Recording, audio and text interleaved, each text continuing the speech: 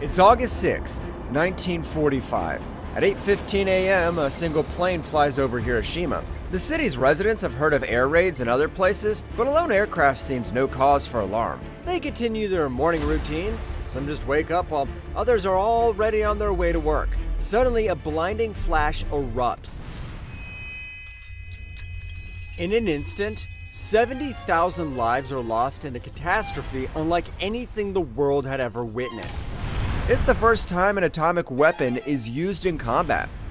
You've probably heard of Christopher Nolan's recent movie telling of the story of Robert Oppenheimer and his struggle with creating the bomb. But there's another scientific giant tied to this devastating weapon: Albert Einstein. His groundbreaking theories didn't just make the bomb possible, he actually urged the US government to build it. But why? What did the world's most famous scientist have to gain from the death of thousands?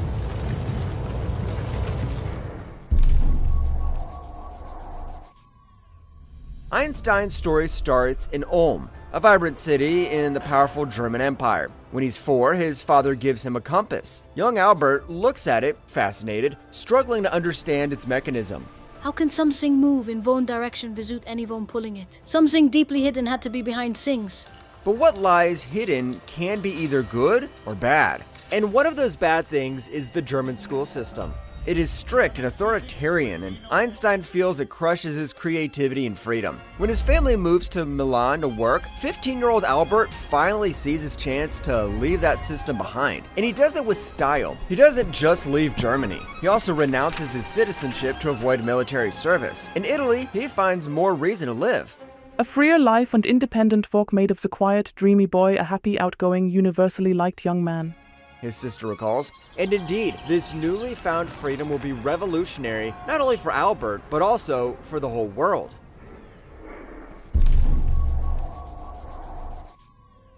In 1905, Einstein publishes 4 academic papers that transform modern physics and completely change how we understand the universe. One of them holds the most famous equation ever discovered. Just 3 simple letters showing that matter can become energy and energy can become matter. But it also reveals something even more incredible. Even a tiny bit of mass can release a huge amount of energy. This equation is, of course, E equals mc squared. Under the right circumstances, splitting an atom can release such immense energy that it creates a massive explosion, a weapon unlike anything the world had ever seen. And one has to wonder, could a mind as brilliant as Einstein's have been blind to this possibility when he decided to publish it? Or was his ambition so great that he chose to risk the future of humanity for the sake of advancing his own career?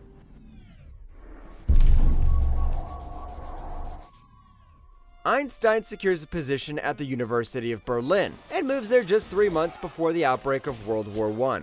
If nationalism and militarism were what drove him away in the first place, his timing couldn't have been worse. The enthusiasm for war reminds him of everything he hated about his country. What makes it even harder is that most of his colleagues, including Planck, fully support the war. Einstein is alone, far from his family, stuck at a place he dislikes, with only his ideas to keep him company. Yet, even under immense pressure, he doesn't stay silent. He speaks out against the nationalist frenzy and senseless violence, calling for peace and international cooperation. His pacifist views make him a target, but he refuses to back down. He firmly believes that science and reason must win over militarism and violence. When the war finally ends, Einstein's ideas become mainstream, both in science and in politics.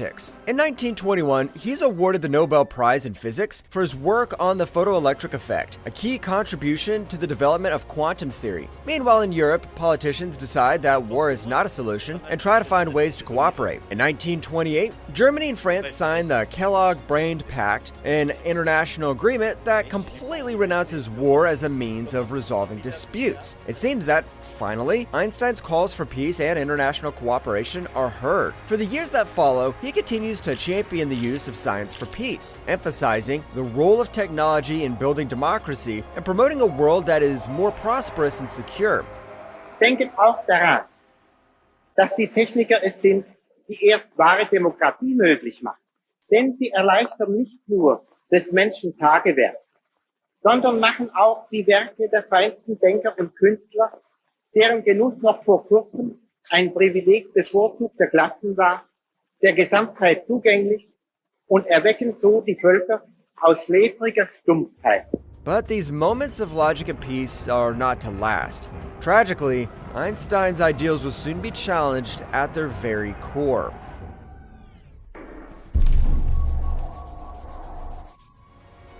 In the 1920s, Germany is a deeply divided country. Some, like Einstein, work to heal the scars of the Great War and push for peace, but others fuel anger and nationalism. Old prejudices remain strong, and Einstein is well aware of this. If my theory of relativity is proven successful, Germany will claim me as a German, and France will declare me a citizen of the world. Should my theory prove untrue, France will say that I am a German, and Germany will declare that I am a Jew. These words reflect the challenges Einstein faces, not just as a scientist, but as a Jew in a country where anti-Semitism runs deep. So while his theory of relativity transforms physics and earns him international acclaim, it doesn't protect him from criticism at home. His outspoken support for peace puts him at odds with nationalist groups who want revenge for Germany's defeat in World War I. And they see Einstein as a symbol of everything they hate. They call his work Jewish science, a label meant to discredit him in the public's eyes. As the 1930s begin, a political climate in Germany worsens dramatically. In September 1930, the Nazis shocked the nation by becoming the second largest party in the German parliament. Anti-Semitic and nationalist ideas now dominate public conversations, creating an increasingly hostile atmosphere for Jewish intellectuals. Universities, once places of free thought, now grow colder and more restrictive. And for Einstein, this is too much.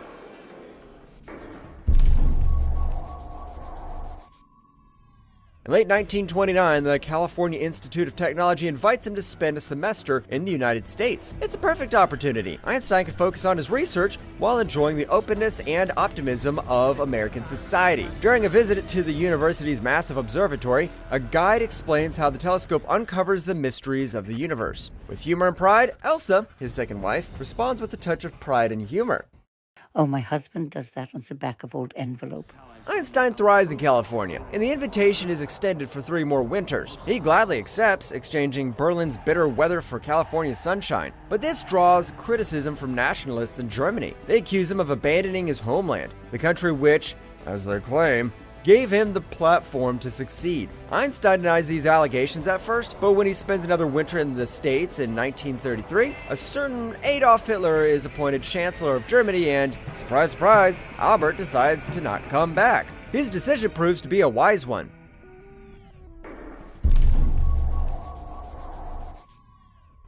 Over the next few years, the Nazi regime launches a brutal campaign against the Jewish people and anyone who opposes them. In a speech later that year, Einstein reflects on the darkness consuming his homeland. Again, the leading statesmen are burdened with tremendous responsibilities just the same as 20 years ago. May they succeed through timely agreement to establish a condition of unity and clarity of international obligations in Europe, so that for every state, a war-like adventure must appear as utterly hopeless.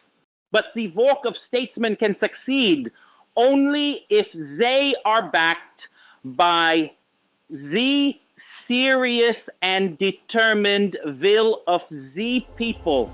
The pain, sadness, and even anger in Einstein's speech are unmistakable. It's clear that these emotions only deepen in the years that follow as the Nazis unleash their fury on Germany. Many of Einstein's colleagues lose everything: their jobs, their homes, and in some cases, their lives. The academic world, once a beacon of intellectual freedom, becomes a tool for Nazi propaganda. Scientific freedom disappears almost overnight. Some of Einstein's former peers align themselves with the regime, while others retreat into silence, hiding behind their desks, hoping to survive until the storm passes. For Einstein, the situation is unbearable. He watches from afar as the values he holds most dear, freedom, reason, and the pursuit of truth, are systematically destroyed. This is no time for pacifism, he realizes. The horrors of Nazi rule force him to rethink his beliefs about humanity, about good and evil, and about the role of science in a world gripped by violence. If humanity is capable of such destruction, perhaps force is something necessary to stop greater evils.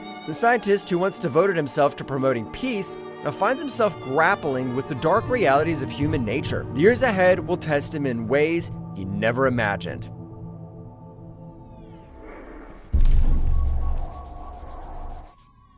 Between 1933 and 1939, Einstein builds a new life in the United States. He focuses on theoretical physics while becoming a symbol of the academic freedom. When asked why he came to America, he says, "As long as I have any choice, I will only stay in a country where political liberty, toleration, and equality of all citizens before the law is the rule. Political liberty implies liberty to express one's political opinions orally and in writing, and a tolerant respect for any and every individual opinion." Einstein, with his calm and inspiring voice, quickly becomes active in public life. He uses his growing influence to warn about the dangers of totalitarianism, called for international cooperation and the defense of civil liberties. His prominence makes him a key figure in shaping the American public's understanding of the global situation. He also passionately campaigns for increased efforts to help Jewish refugees escaping Nazi persecution. We are concerned here with an act of humanity, with the maintaining of cultural values, and not least with a measure of considerable political importance. The effect upon all nations, and not least upon the Germans, of the fate of these innocent people, so maliciously persecuted, must not be underestimated. To leave these victims to their misery would be a heavy blow to all those who believe in human solidarity and would encourage those who believe only in force. Little does he know, however, that while the Americans benefit from his political views, the Germans are about to exploit his scientific legacy. In 1938, German chemists make a groundbreaking discovery: nuclear fission. This work builds upon Einstein's theories of the atom and his famous mass and energy equation. There is undeniable irony in this. How must a person feel when his very creations of their intellect are turned against him? Even more than that, how must he feel when he fought so fiercely for these ideas exactly against the ones who now came to distort and misuse them? And what Einstein doesn't yet know is that the Nazis will soon be closer to building the bomb than ever.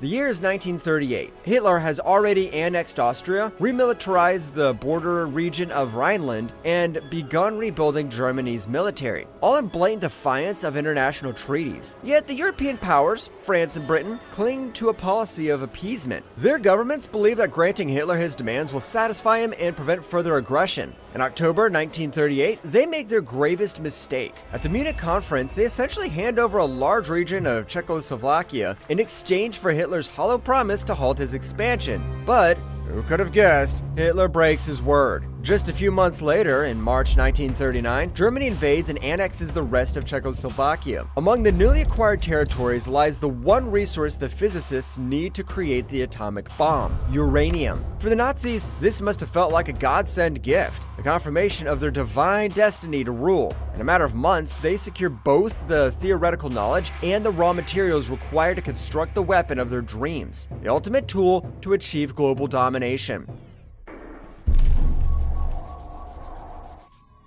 Luckily, their plans don't go unnoticed. In America, Hungarian physicist Leo Szilard is one of the first to sense the looming danger. Szilard was the first to understand the possibility of a nuclear chain reaction, and now he sees exactly what the Nazis are trying to achieve. His knowledge and foresight make him one of the few who truly comprehend the catastrophic potential of nuclear fission in the wrong hands. But there's a problem.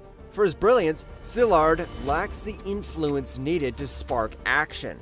Who could he turn to? Someone who has the necessary leverage, a Nobel Prize maybe, to make a difference? You guessed correctly, Albert Einstein. Though a pacifist, also recognizes the grave threat posed by the Nazis if they develop a nuclear bomb. He knows the nationalism that drives them, and he's personally suffered from their hateful campaigns of racism and anti-Semitism. Understanding the stakes, Einstein agrees to help. On August 2nd, 1939, just 1 month before Germany invades Poland and launches World War II, Einstein co-signs a letter with Szilard, a letter to President Roosevelt himself. In it, they warn him of the Nazi plans and urge him to initiate a similar American plan for the construction of a bomb to counter the Nazi menace. It is a desperate move, but one might ask, was Einstein's action purely driven by legitimate fear, or was there something deeper at play? Could it be that his fury towards Germany led him to use his genius not just to warn, but to secretly harm the nation that had exiled him?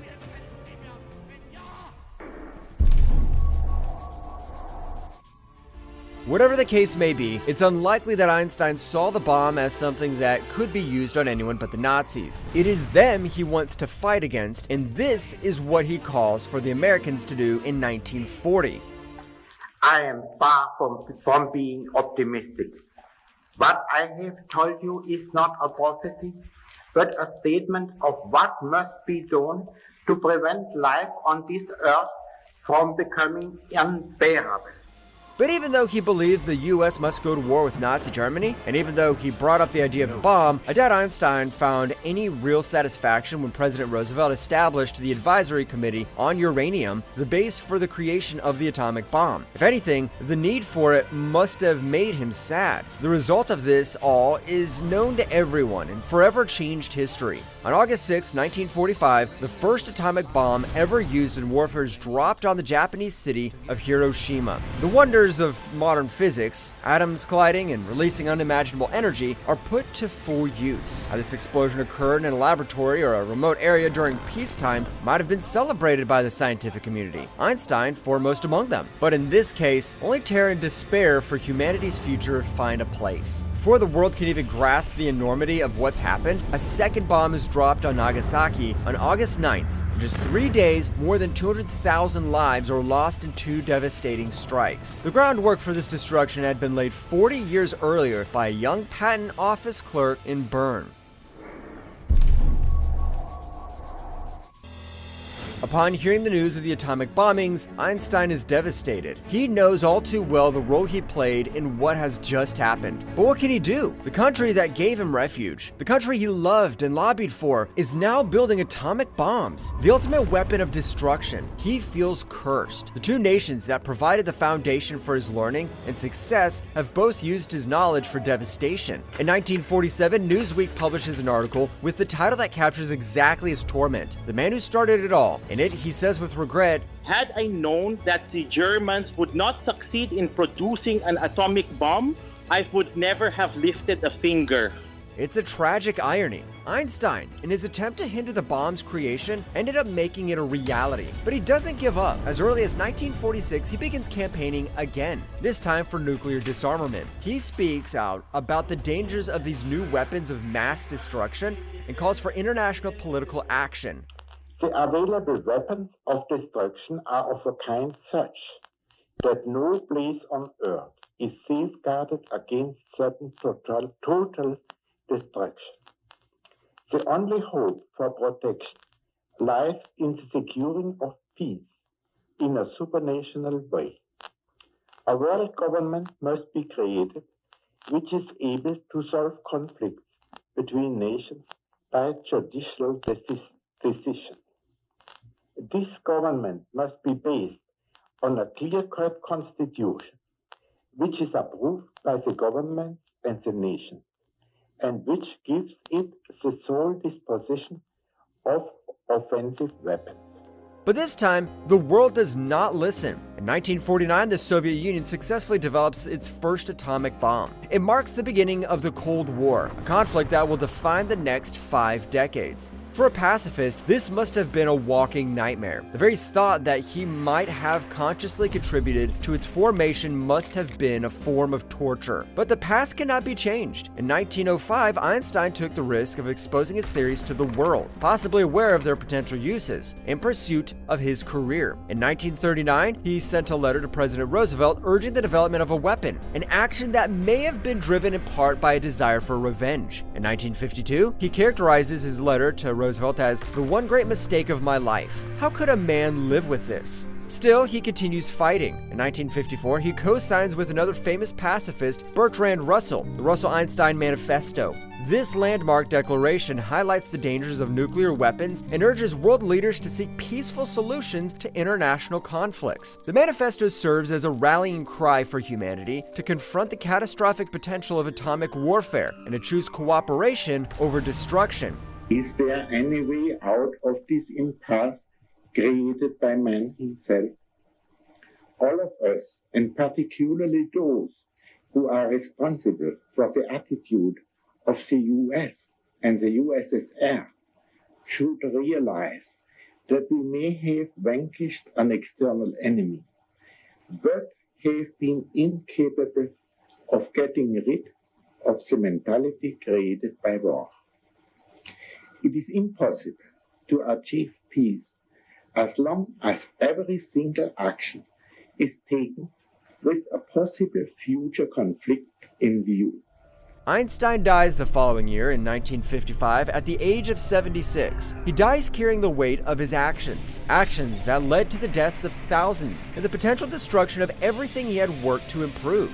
Despite the contradictions of his life, Einstein remains one of the most beloved scientists in history. But not all shared Albert's sense of responsibility. Another German, Wernher von Braun, became very popular during the 1960s. He had a very different reaction to the horrors he helped create. If you're curious to learn more about von Braun's story, check out my previous video.